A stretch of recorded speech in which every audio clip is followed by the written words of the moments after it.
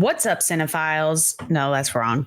Hello, cinephiles, and welcome to Silver Screen Sips, a podcast where two idiots talk about movies. And today is our final episode for the Indiana Jones series. We are talking about The Dial of Destiny.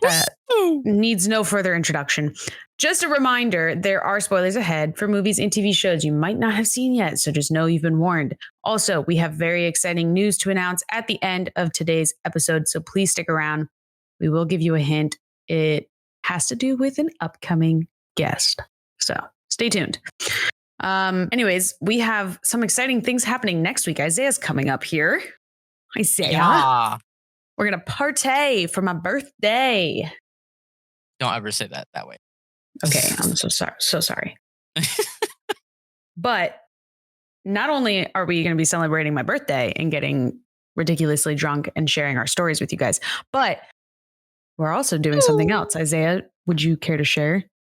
We're going to go watch Dune 2 in Dolby. On the premiere day. Crazy. Woo! Yeah. I can't wait. So we will also fill you in, I guess, not next week. Well, yeah, no, in 2 episodes from now, not our listeners episode, but in season 17, episode 1, we will discuss everything. It's a lot. It's going to be a doozy of a season premiere. But speaking of a doozy, let's hop into our first segment. This week in Hollywood. Wait a minute. What if that was our... That would be an amazing intro. All right. What do we got, Isaiah? We're going to start off today with the SAG-AFTRA and producers. Woo! They're striking again. I'm just kidding. They're not. No. They have reached a tentative 3-year new deal on animated films, actually. The details of the deal weren't announced. Weren't announced, as SAG-AFTRA leadership will be reviewing the language in the coming weeks, so it's not official, but it's pretty much there. Yeah. If they approve the contract. It would be sent to the members of the Actors Union for ratification. This could only mean great things for those in the animation industry. We'll update you as we find out more information. I wonder, there's got to be something about AI, and I'm 100%. It has to be. With Sora coming out, just being announced, 100% that they're probably going to redo some things. Sora? Sora is OpenAI's new video. Thing. Yeah. I've seen. I didn't know that's what it was called, but yeah, I've seen clips of the AI video. It's terrifying. Crazy. AI we're all screwed. We're all going to die. Speaking of technological takeovers, the fucking AT&T shit today was crazy. Yeah. Heard y'all were having some grand old times. Yeah. For those of you, maybe you know, maybe you don't know this, but there was a huge outage across the country for AT&T users. They were SOS, basically, unless they were on Wi-Fi and they couldn't make calls or anything. And people were reporting that they couldn't call 911, which is very concerning. But it was out for hours and hours and hours, and it finally came back up. And I guess some Verizon and T-Mobile users also had issues. But I was not one of those people. Yeah, neither was I. I was fine.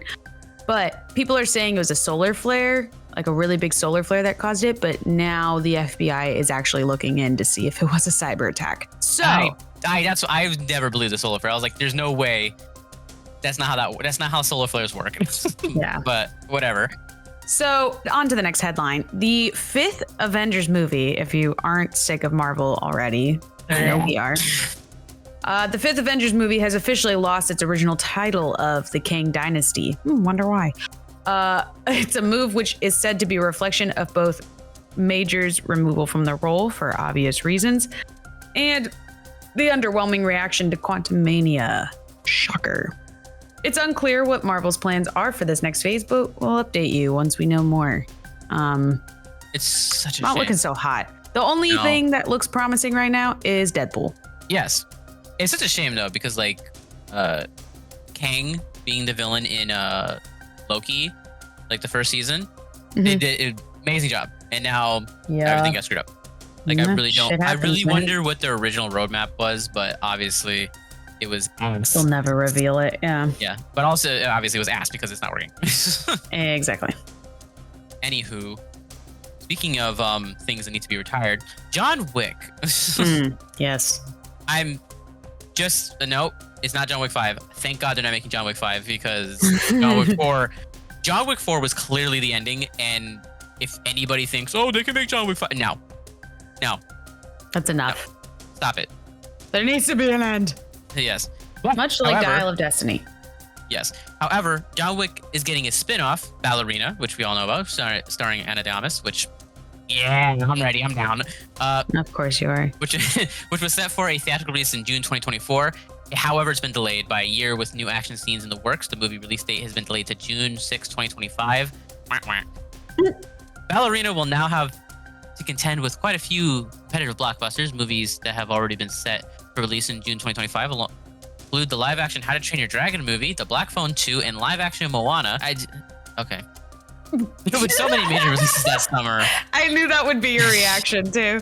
The movie will probably require all the extra action it can get in order to stand out, which it probably will because a live-action Moana. Yeah. Okay. Black Phone 2, maybe. How to Train Your Dragon live action? Why? Listen, that movie's got a following. I don't understand. There are passionate fans out there with that franchise. I have more faith in How to Train Your Dragon than I do the live action Moana because why? As do I. Why? Isn't they need to get Jim Halpert or John Krasinski is the older version of whatever his name is. Feathers. What's his name? Useless? No, wait, that's the dragon. No, that's the dragon. I don't know. I haven't watched those movies, but there's 3 of them. That means we gotta watch. There's a franchise in the future. Hiccup. That's his name. What'd you say? Feathers. Wingless? Oh, Feathers? I don't know. Okay. Anyway, speaking of adaptations, the Borderlands film adaptation has been in the works for what seems like forever, and lots of people have been patiently waiting for any updates regarding the iconic video game that is now getting a live action adaptation. And finally, there is one. The trailer for the film can now be found online, and it shows the entire ensemble featuring, get ready for this list, Cate Blanchett as Lilith. Miscast. Kevin Hart as Roland. Definitely miscast. Ariana Greenblatt as Tiny Tina. Jamie Lee Curtis as Tannis. Maybe. Florian Montanou as Krieg. Forget how to say it. Krieg. Jack Black as Claptrap. Okay, Beth, I agree with that. And of course, many other famous actors and actresses as various other characters. And you can go check out the trailer for yourselves if you're a fan of the movie, of the game. We'll also have it in our Discord. You can check it out there. Isaiah watched it right before we recorded. I saw it earlier today, and it was quite enjoyable hearing your reaction. It was lots of why? God. Why would they do this? I have what do you call it? It's just a trailer, and I know I'm gonna sound like one of those fans of being like, why isn't it faithful? That's not my issue with it. My issue with it is that like there are certain it looks like shit. That too, but like there are certain core things that you don't change about a character, or like just like the fundamental, like making new stories or adapting it. Sure, you can change things, definitely, and I expect it to be changed because like original content. However, there are like certain core things that you just don't change. Right. First off, despite the Kevin Hart is Roland Emmerich, not Roland Emmerich. Sorry, as Roland. What the hell? Roland is the most serious character, even though he had a few funny moments. He's the most serious character in the entire franchise. And you're having like a short little funny dude play him. Yeah. Also, what do you call it? Roland's like 8 feet tall. Yeah. And like a military leader, and they're gonna turn. I already can tell they're gonna turn him into like a bumbling idiot. And then, what do you call it? There's a 30-second poop joke at the end of the trailer, so I can only imagine what's gonna happen in this movie. Yeah. Oh my god. That was rough. Borderlands has some of the best comedic writing in all of video games. And the characters are so fucking crazy. Yeah, in the like game. The whole point is that like it's not LOLXD random, but it's close to it. But like with like the actual comedy bits, like the fact that Handsome Jack is probably one of the best written characters of all time. He's like just the funniest villain, but also like oh my god, he can't stand him. Because he's like an asshole, but a lovable asshole. But you're like, God, I can't wait to kill him, asshole. Like that's what he is, and you can tell that there's none of that charm in this movie exactly. at all. and I just can't. Okay, anyway, continue. I was just gonna say that I feel like they took the craziness of each character, like not the chemistry, but like the characteristics of all the characters just got taken down 10 notches. Like they felt also tame compared to the game. I was just like, none of these characters are even remotely equivalent to the craziness they were in the game. But I'm basing this all off the trailer. I'm gonna see the movie because I love the video game and I want to see if it's gonna be shit or not. 90% sure it'll be shit, but we'll see. Yeah. It won't be shit. Dune Part 2, baby. Woo! Yoo-hoo! As it has already earned a 97%, which is a significant jump from its original's 83%, which is kind of crazy. A sequel getting more than the original? That's crazy. Anyway, critics suggest the sequel may avoid the pacing issues of the first film, focusing on action and the character development. The introduction of the villainous Fade Rutha, I believe that's how you pronounce that. More characters and depth in the Chani helped boost Dune Part 2's critical reception and Rotten Tomatoes score. Film premieres March 1st, and we're gonna go see it, baby. Yeah. I also just checked the Rotten Tomatoes score for Dune Part 2 is now 98% as of recording. Woo! And Dune Part 1 is 83% as of recording. So it's still the same. That's insane. Yeah. Can't wait. Now, with the box office... take two. With the box office success of Bob Marley, One Love, is prompting Paramount to get its long-awaiting Bee Gees biopic, moving a little more quickly than before. And you'll never guess who's going to make the deal. Ridley Scott. I see it. Really? This one took me by surprise. Ridley Scott? He's pretty good. Like he does. I know. I just don't see him doing. I know. I think that's why it was surprising because I was like, a biopic on a band just didn't sound like his type of thing. But I don't think it's not. I'm not saying it's gonna be bad. I mean, it's fucking Ridley Scott. Just seems like not his wheelhouse area. Yeah. So Paramount and producer Graham King have had the rights to a Bee Gees biopic since 2019 and has John Logan writing the script, who has worked with Scott on previous films with The First Gladiator and Alien Covenant. First, though, there is Gladiator 2 to get on screens, which is set to premiere this year on November 22nd. And with the pace that Ridley Scott's working at these days, he'll probably have made 2 other movies before this biopic even comes out. So we got some time. I'm very confused on how they're going to make a Gladiator 2. I haven't even seen the first one. I won't spoil it. Yeah, don't. Great movie. Yes. And that concludes This Week in Hollywood. You can find all of our sources cited in our Discord channel. Please be sure to go check it out, along with all of the trailers we drop in there, like the Borderlands trailer. You're in for a blast. Down for a penny. Yeah. Now, we're going to move on to our next segment, which is Big Lou's Big Brews, brought to you by Big Lou. Today, I will be handling the drink. Now, for today's episode of the Dial of Destiny, Lewis brings us the Antikythera. Yeah, there you go. Thank you. Antikythera. She totally didn't practice that in the mirror before getting on. Shh, it's okay.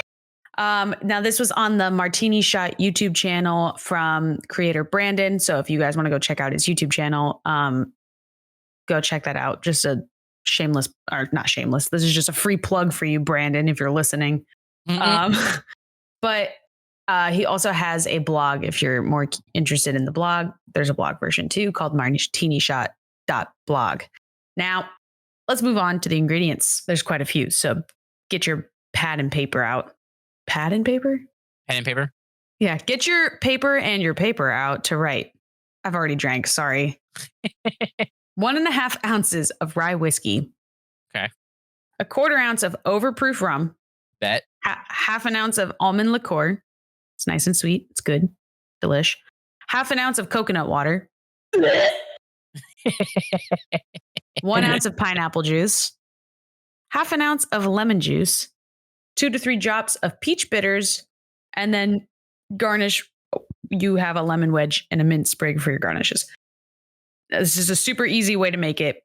You You're going to add each of the ingredients to a shaker with ice, shake it vigorously, strain the contents over fresh crushed ice in a rocks glass, and then you garnish with the mint sprig and the lemon wedge. So it's a lot of ingredients, but very few steps. Throw that stuff into a bucket and stir. Yeah. What do you think? I like rye whiskey overproof rum. I don't know how I feel about almond liqueur. I feel like I'm drinking cyanide. Coconut water, not so much. Pineapple juice, lemon juice, peach bitters. Interesting. Mm-hmm. I give it like a 2.5. Wow. Maybe. 2.5. Okay. Yeah. I was kind of leaning towards a 3. I feel like. Yeah.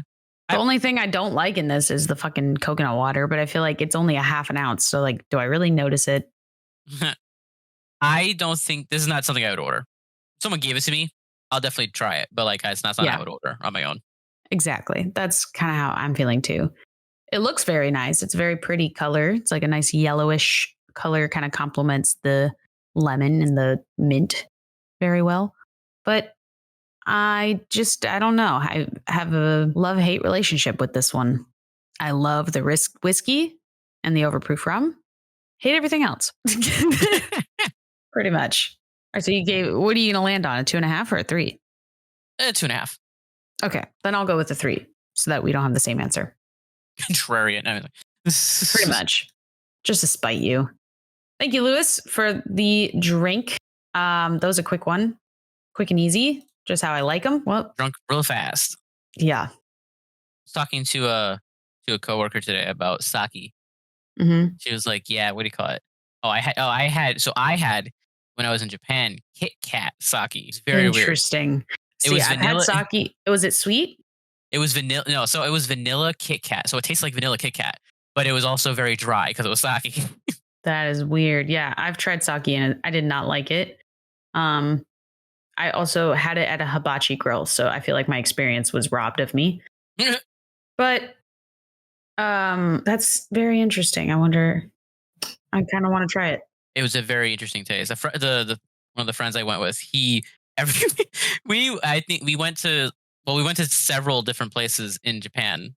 So like Tokyo, Kyoto, Osaka, all this stuff.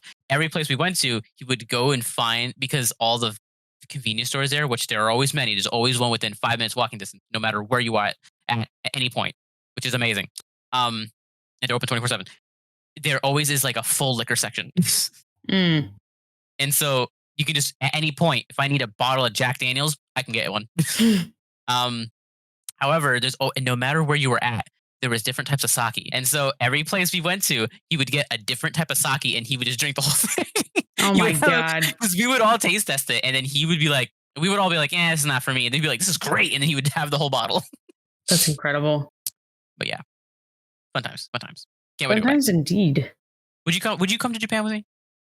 If you pay for it. That's funny. That's very funny. Now, let's get into today's sponsor. Mm-hmm. So we'd like to take a moment to thank today's sponsor, Shaker and Spoon. It's a monthly subscription service that gives you bar quality recipes and ingredients designed by award-winning mixologists. Their latest box, The Ballad of Irish Whiskey. Yum, yum. Bethany's love. Indeed. Features incredible Irish whiskey cocktail recipes. If you like your very own box to drink along with us, then head on over to shakerandspoon.com and use promo code SIPS10. Get $10 off your first subscription. Again, that's promo code SIPS10 to get $10 off. And you can get just as drunk as Beth. Good luck. I'd like to see you try. Luck. It's a competition now. It is. Are you ready for my question of the day? Yes. Oh, beautiful. I'm so glad you answered. So I want you to, okay, first off, I feel like you might be able to guess what my question is. Okay. Do you want to try and take a guess and ruin it? What is your destiny? No. No? Okay, then I don't know. Oh, that's actually your guess?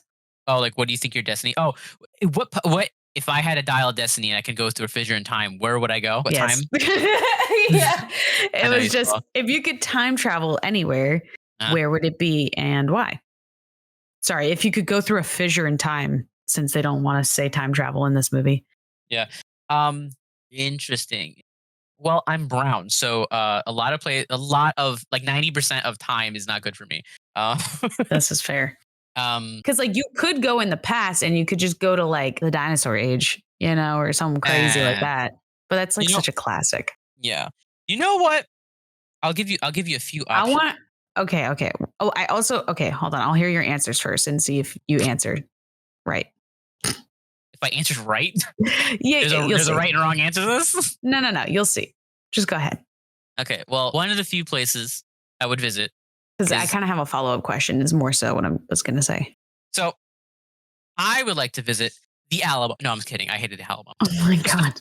I visited San Antonio, Texas, and I visited the Alamo. It was so boring. That is shocking. Texas. I would love to visit the Alamo. It was. Do you like history? Yes. And when I tell you that was the most boring part of history I've ever witnessed. Really? Like prisons and shit? That's so cool to me. It was nothing. Maybe you didn't have a good tour guide.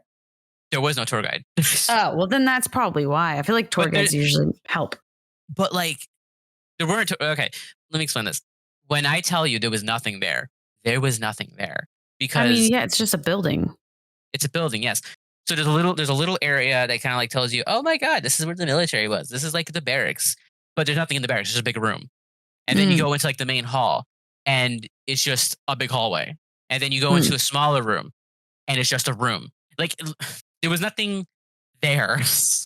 I see. Like, it was just, it literally, when I kid you not, it was 4 walls and a roof of concrete. That was all. That was it.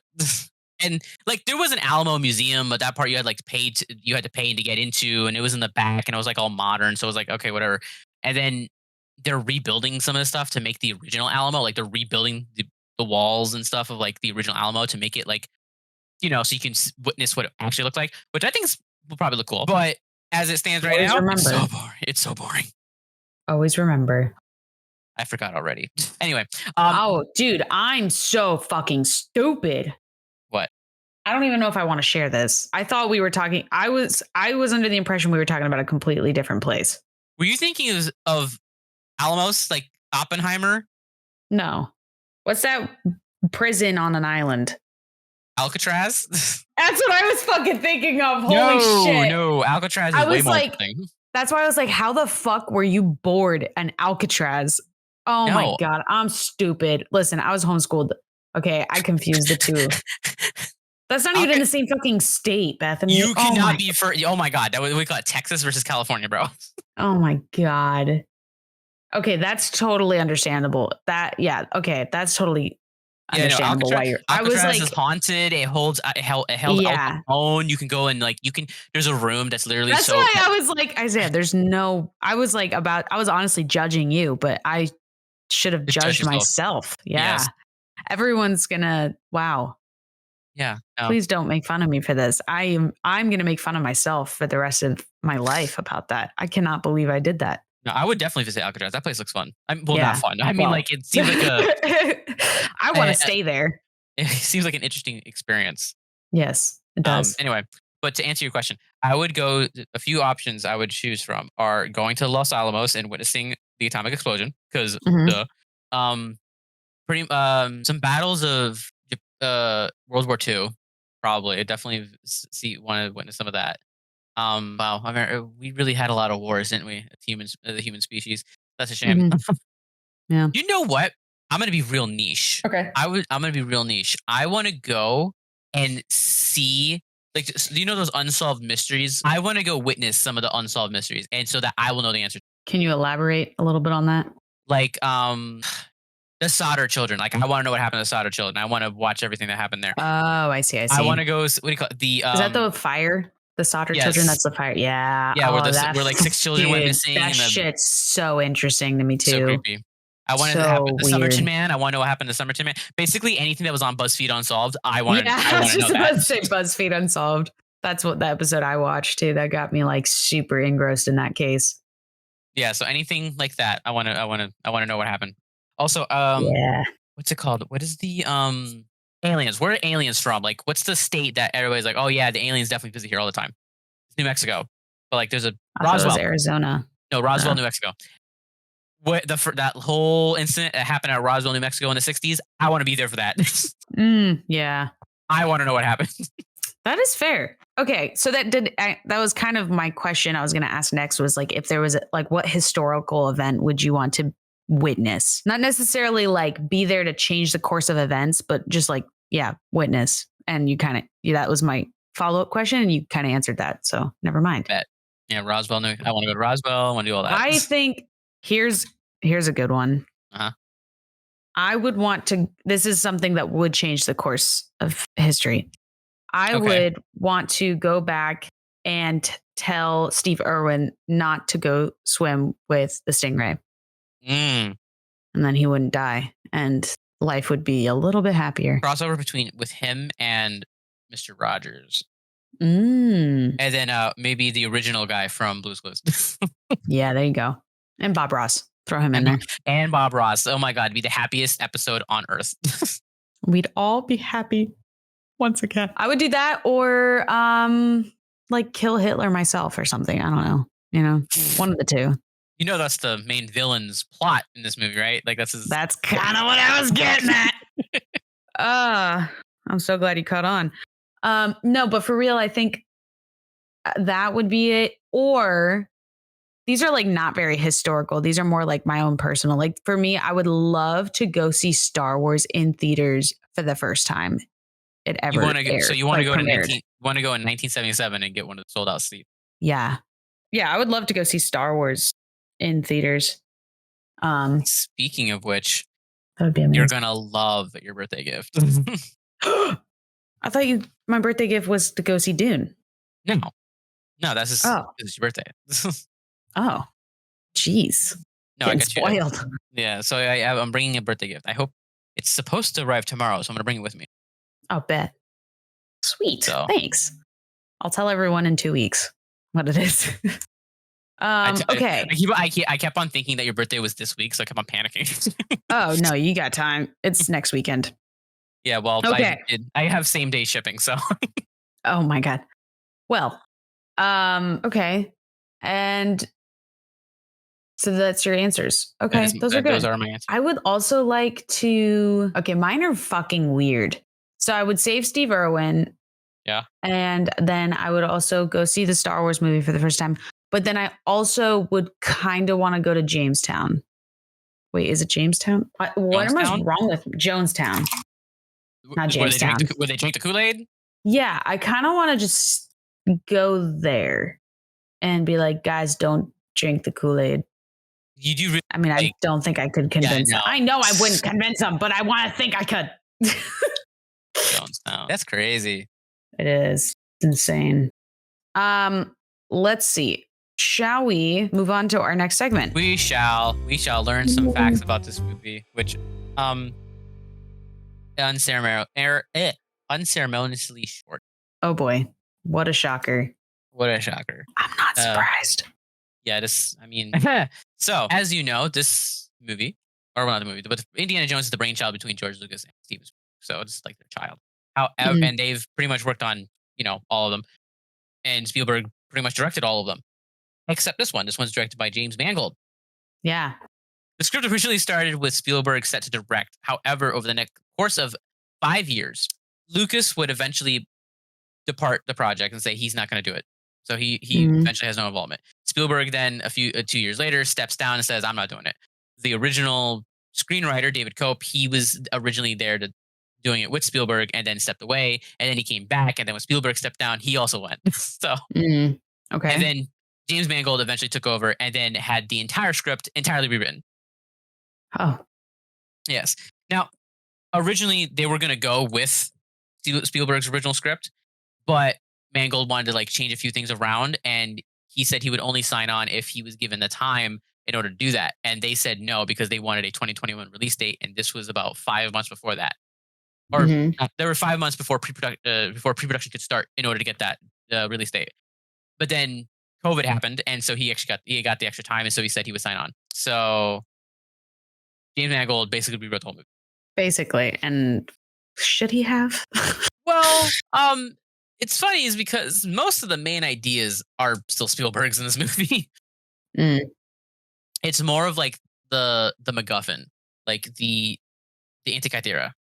The Antikythera, basically, what kind of remains from Spielberg's script seemed to be the Antikythera, the idea of the Nazis coming back because of their fascination. Yeah, again, because of the fascination with the occult, and Operation Paperclip, which was basically a covert operation of where they took all the German Nazi scientists and had them work on American science projects. Which is where Voller comes in. Voller, the main character, he's based off a real German scientist who actually built the rockets that got us to the moon. Oh, whoa. Yeah, so when they were talking about that, he's based off a real German Nazi that was used in Operation Paperclip to make real rockets. That's insane. Yeah, so he built the V5 rocket, which helped us get to the moon. However, that's the same guy who made the V2 rockets that was bombing England. Oh my God. Did we let that happen? Because we wanted their brains to beat the Russians in the space race. Wow, it's important. There's your history lesson for today. Ugh, great. I love it. However, Mangold had consulted with Lucas and Spielberg pretty much throughout the whole process, as they served as executive producers, basically, because he kept on just asking questions. As the script was being written, Mangold would send pages to the duo for input, recalling advice from Spielberg being offered, saying, "It's a movie that's a trailer from the beginning to end. Always be moving." Interesting advice from Spielberg. Very interesting. Spielberg and Cope had devised an original 5-minute World War II opening sequence that would feature a de-aged Harrison Ford. Upon taking over the project, Mangold expanded the opening sequence to 25 minutes. Oh. So Mangold's to blame for that. Thanks. Also, apparently, there's a joke about Harrison Ford being like, "Oh, you went to school with the Beatles or something." Yeah. There was apparently supposed to be a lot more gags about Harrison Ford's age, and everybody was like, "Yeah, this is not okay." Yeah, it's a little too much. Yeah. Also, I think Harrison Ford probably would have punched somebody. Probably would have punched someone in the face. Keep on doing that. Yeah. Now, the Antikythera is actually an ancient Greek hand-powered orrery, which is a model of a solar system, and it is described as the oldest known example of an analog computer used to predict astronomical positions and eclipses decades in advance. It isn't. So it is an actual real thing. Yeah, I just Googled it. That's interesting. Nobody knows if it's actually built by Archimedes. However, it was used to track the 4-year cycle of the athletic games, similar to the Olympiad, the cycle of the ancient Olympic games. So basically, it had this tiny analog computer to predict when they were going to play some sports. Oh, interesting. Yes, but the true inventor of the Antikythera, nobody knows. Technically not sure. It could have been a team, nobody knows. Now, a spin-off was being developed for Disney Plus, because of course, based on the Indiana Jones universe. However, it was not going to be about Indiana Jones or anybody. It would have been about Abner Ravenwood, mentor. But the show was scrapped. Okay. It was gone. Good. They got rid of it because this was around the time that Disney wanted to focus more on Star Wars. Yeah, we know how that went. Yeah. So, who knows? Maybe it would have been good. Nobody knows. Mangold apparently was attached to it to do some things, but it then eventually just didn't happen. Now, our final fact. It's a little Easter egg reference. As the Nazi plane is being sucked to the fissure, you can hear the sound of an inertia starter of a 1928 biplane, which is the sound used for the Millennium Falcon's hyperdrive when it malfunctions. Oh, nice. That's beautiful. When I heard it, I did the Leonardo DiCaprio. Wait, what he does the point? Yeah, that. Yeah. Oh, yeah. Oh, that's me. Yeah. Yeah, I did not expect this movie to have a lot of facts, honestly. All right, review time? Yes. Review time. Well, let's talk about the movie first. Yes. Let me tell you, it's a doozy. When I tell you Jacob watched the last 10 minutes with me and how confused he was hilarious. So I'm going to try and wrap this up because it's kind of insane. So Indiana Jones is really old now, and he has a goddaughter who wants to find this dial that helps them find the fissures in time. She wants to do it for her father or whatever because he was obsessed and he was a good friend with Indiana Jones, blah, blah. So Indiana Jones and her pair up, and yeah, long story short, they find themselves on a plane with Nazis back during the siege on Syracuse, back during the Roman Empire. So yeah, that's kind of the movie. That's the end of the movie. There's a lot of shit that goes on between that, but that's the part that Jacob walked in. He goes, "Are those Romans?" I said, "Yeah." He goes, "Are they in an airplane?" during the Roman Empire? I was like, yeah. He's like, are those Nazis? I was like, yeah, okay, you're really getting thrown into this one here, aren't you? It's funny. This is his Roman Empire. He's gonna be thinking about this for the every time he thinks about the Roman Empire, which should now be more often, he's gonna think about Nazis and airplanes. Yes. Now, do you want to go first, or would you like me? I will go. All right, let's hear it. It's funny. I originally watched this movie on an airplane. Oh, that's hilarious. Yes, I watched it.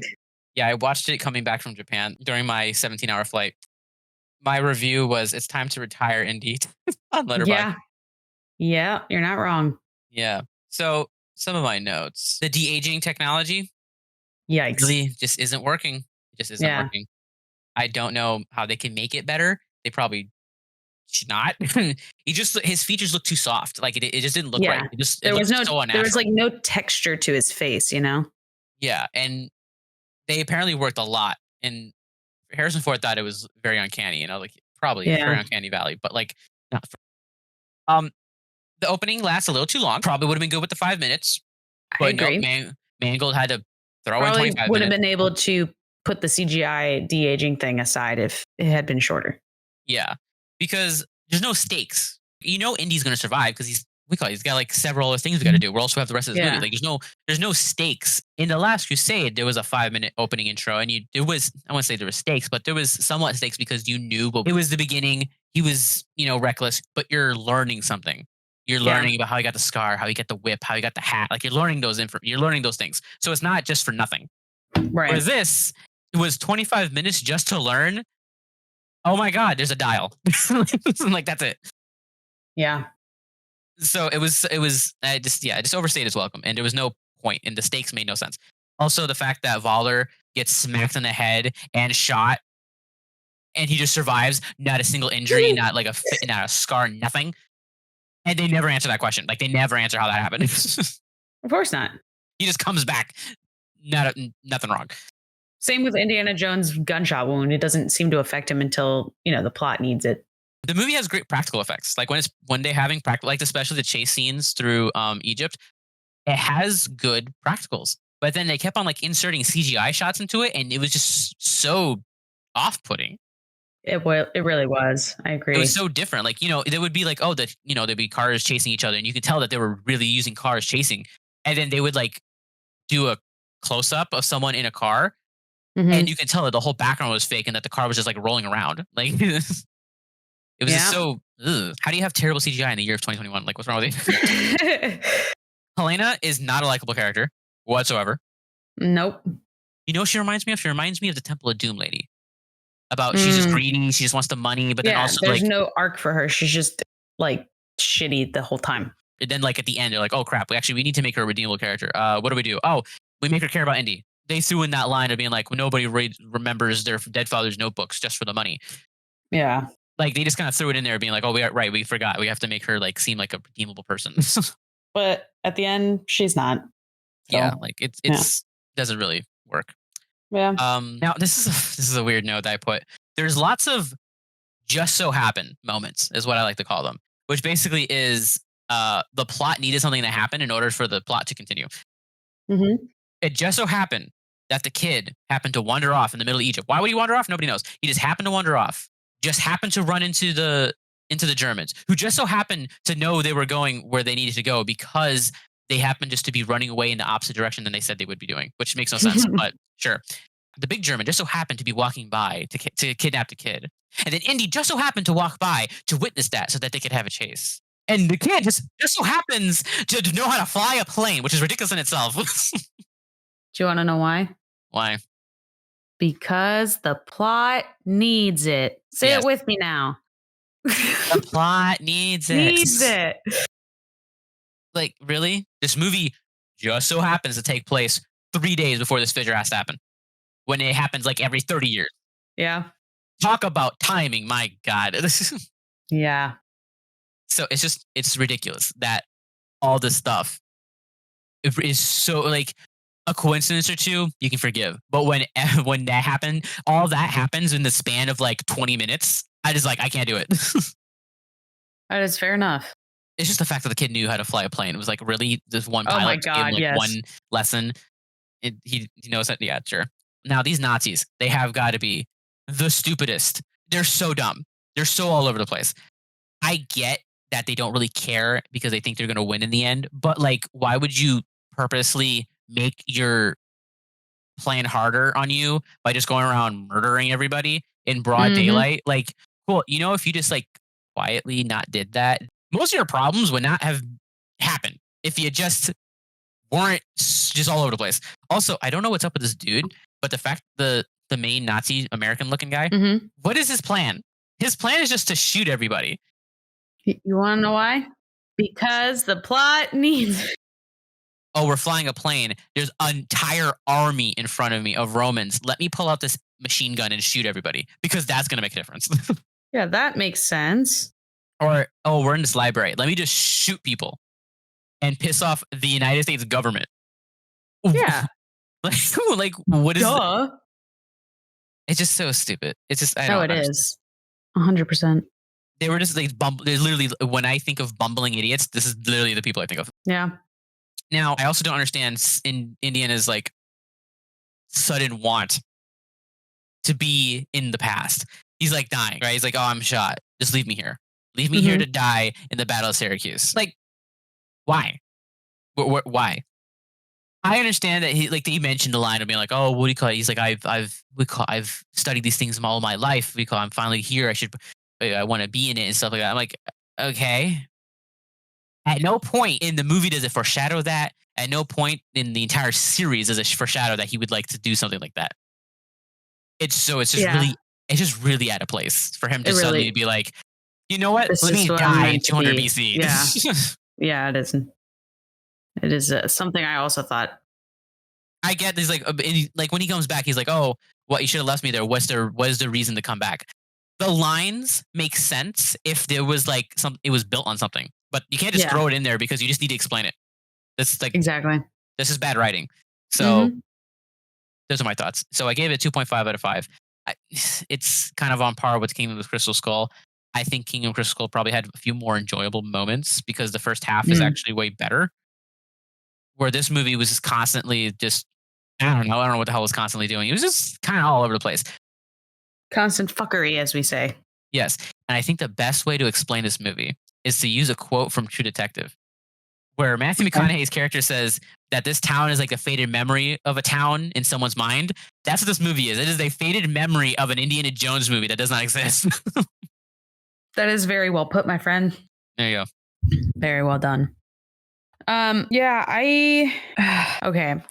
So this movie was a very 50-50 movie for me. There was a lot of elements that I was like, oh, I like this. Like, I really enjoyed that it was, a little bit more slower paced. I felt like there was a little more, I guess, dialogue that felt like it actually meant something than it was just like, oh, we have to get this next. Oh, we have to do that next. It felt like it was like, at least on Indiana Jones' part, I felt like there was a little more backstory to him than just this character getting the treasure kind of a thing.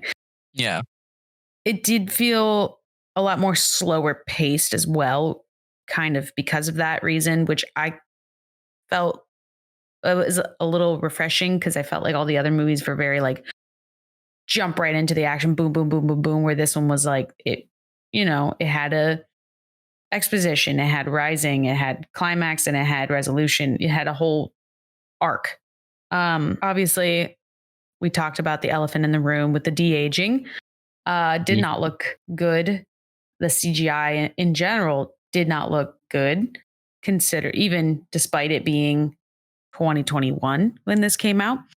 Obviously, Indiana Jones, Harrison Ford is a lot older in this movie, so he's definitely showing it in this one. I thought he showed it a lot in the last one, but this one way worse. I was right. The time travel concept the fissures in time I'm also 50-50 on that because as much as I liked seeing Indiana Jones fight Nazis in an airplane above the Roman Empire in 210 BC, the time traveling thing felt out of place for an Indiana Jones movie. But I kind of still liked it. I don't know. I thought it was kind of funny and entertaining in its own way. It wasn't like irritating or maddening where I was like, what the? Because maybe just because I don't have like a genuine passion for this series, I'm kind of just along for the ride. So I was like, yeah, fuck it. Why not? Let's go to fucking Syracuse. Why not? Like I thought it was kind of just a fun time. But yeah, I will agree with you on the whole, like, I don't get, the whole thing happening just for the sake of the plot. With like how I mentioned Indiana Jones getting shot, and it didn't seem to bother him until the very end where he's like, oh, now I'm dying. It's like, okay, you've been shot and you've been on an airplane for who knows how long, probably at least an hour. You got dragged into the airplane from the place you got shot. So it's been at least 2 to 3 hours now since you've been shot. And you're just now reacting to it. I don't know. Oh my God, I've been shot. Yeah. I mean, he was able to jump out of a plane, grab a parachute, fight someone, shoot someone. Like, he's able to do all this shit. I mean, you could give it the whole benefit of the doubt with the whole adrenaline thing, but it's like, all right, no. Adrenaline doesn't last that long. Yeah. And when he was just sitting on the plane there for a bit doing like nothing, it would have hit him then too. So yeah, I give it a 3 out of 5, a little higher than your rating. Just because it wasn't awful, wasn't maddening. It was just kind of, it was an all right movie, I thought I was going to hate it way more than I did. Or no, I thought I was going to hate it a lot more than I liked, but I liked it. Something like that. I don't know. That's fair. As I said before, I felt like I was watching a movie that made by someone else. Mm-hmm. That is fair enough. I think what makes these two movies fail is that there is a difference between sci-fi and mysticism. And like the reason why the original trilogy is like so good is because the artifacts and like what the MacGuffin as they always used is a mystical artifact, Ark of the Covenant, the Holy Grail. Like there's not like a sci-fi concept. Like I know they wanted to go for like a B movie concept, but the original 3 weren't B movie concepts. Yeah, I could get with that too, I think. Oh, you know what this means though?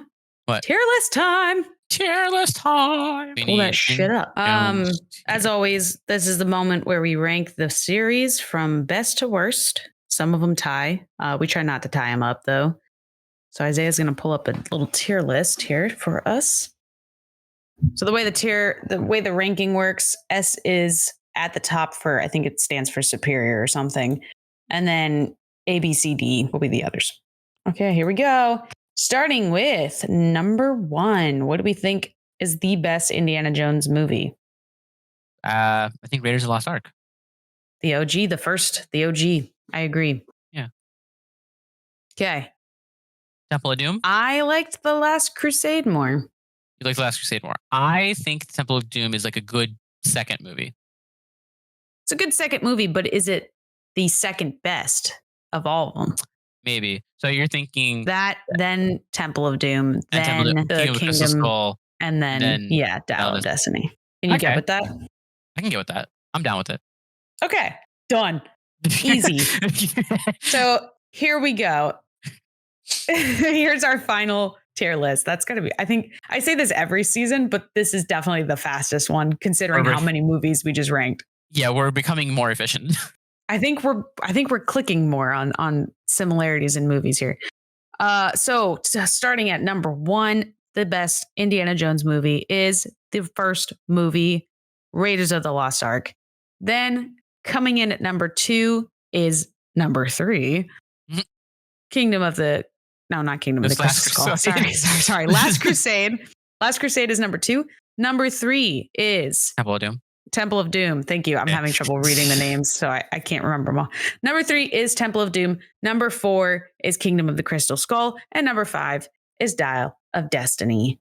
So 1, 3, 2, 4, 5 is the order. It's official. Stamp it.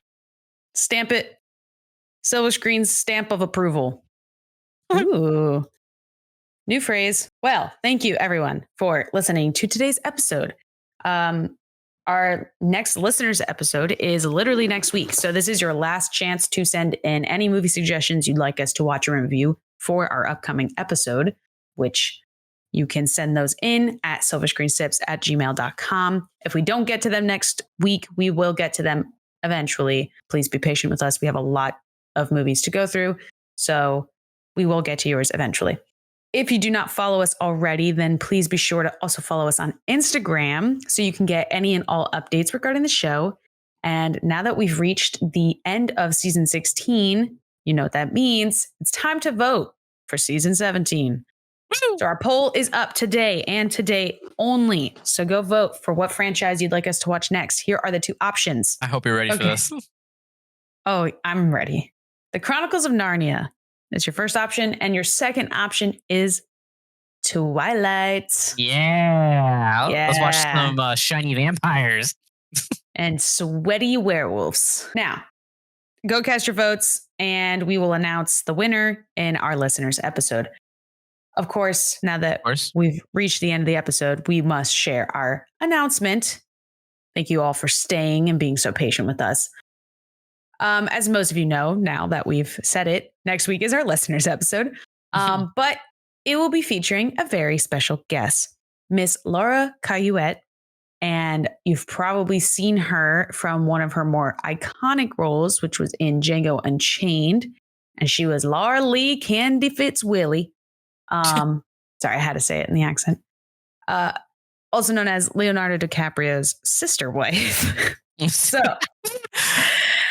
she's the one, spoilers, who gets blasted across the room. Everyone knows that iconic scene. So she will be joining us. She will be joining us. Yeah. Goodbye, Miss Laura. She'll be joining us for our listeners episode. So if there's any movies you want her to go watch, send those in as well. And yeah, thank you for listening to today's episode. And we will see you all next week. Woo! Goodbye, Miss Laura. Bye, Miss Laura.